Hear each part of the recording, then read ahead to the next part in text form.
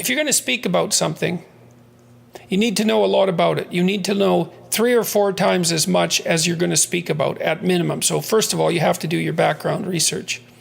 You have to have multiple stories at hand that you can use to illustrate your point. And you have to have a point. You have to organize what you're talking about around a problem. So before I go on stage to speak on my tour, I always sit for half an hour, some of which involves usually about 5 minutes of anxiety. And I think, okay, there's a problem I'm trying to address tonight, a central problem or a theme. What is it? It might be courage, it might be responsibility, it might be meaning. That serves as an organizing principle. So that would be the point.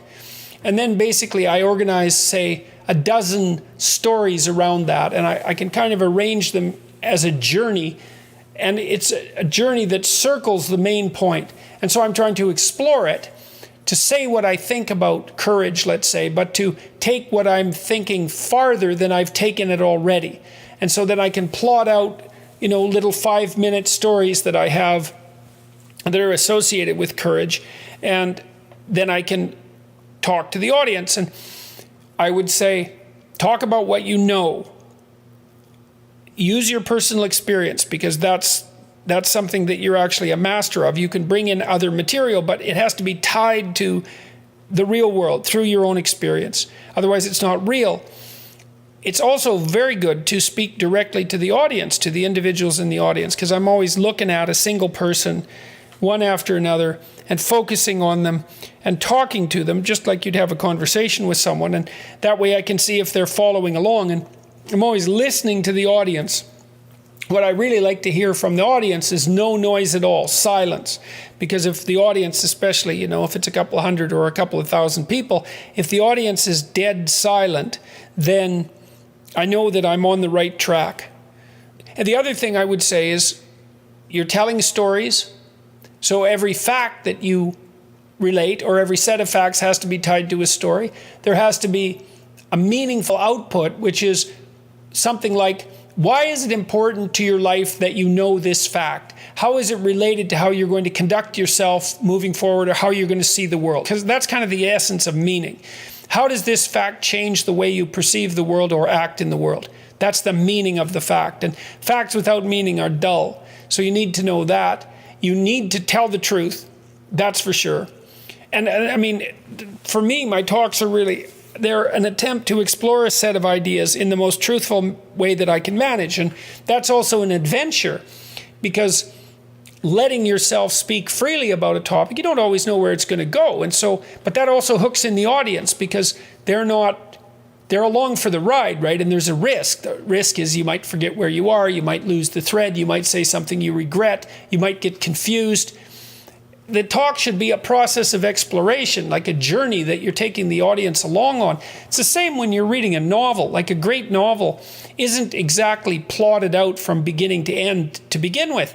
The author is taking himself or herself and you on an intellectual adventure through the character development, and the characters have to be allowed to live and to express themselves, and the novel needs to unfold. It's like a colloquy between the conscious mind and the unconscious source of inspiration, and the novel is actually a journey through a characterological landscape, and the author shouldn't know where he or she's going to end up at the beginning. Same with an artist who's writing a song or a piece of music or a piece of visual art. There has to be play and exploration along the way. And so you also don't want to deliver an over-prepared talk, in my estimation, or at least that's not how I do it. You want to have a theme, you want to have a body of knowledge from which you can draw on, and then you want to be actively exploring the idea in front of the audience. And that's very gripping for everyone, including you. And you should learn something from the talk. It's an opportunity to think on your feet. Anyways, that's my style of lecturing. It's a trapeze act without a safety net, I would say. And that's part of what makes it gripping, is that there's a high probability of failure. And I would say with any performance that's going to be gripping, there has to be a high probability of failure. And that's why I don't speak with notes. If you speak with notes, which you might have to if you're a beginning speaker, then you cannot fail because you can always read the notes. And so there's a net. You'll fall in the net, but you won't die. But you'll never do anything spectacular. So that's the thing, is if you're going to do something spectacular, you have to take the risk. And if you're going to take the risk, you have to think on your feet. And then you also have to have something to think about. You have to be working on this material. You know, I've been working on the stuff I talk about for 30 years, for tens of thousands of hours. And so I have that reservoir of knowledge, I suppose. And whenever I read something new, I'm slotting it into the knowledge structure that I use to generate my talks. And I'm reading all the time. And lots of the things I read, I forget. They're not relevant to my central mission, whatever that happens to be. Look, something like the delineation of the relationship between responsibility and meaning, and maybe responsibility, meaning, and perception. It's something like that. And so I have a central concern, or deeper than that in some sense. My central concern was how to ensure personally that if I was tempted in a situation like the situations that arose in the Soviet Union and Nazi Germany, that I wouldn't fall prey to those totalitarian systems and act in the reprehensible manner that so many people acted in.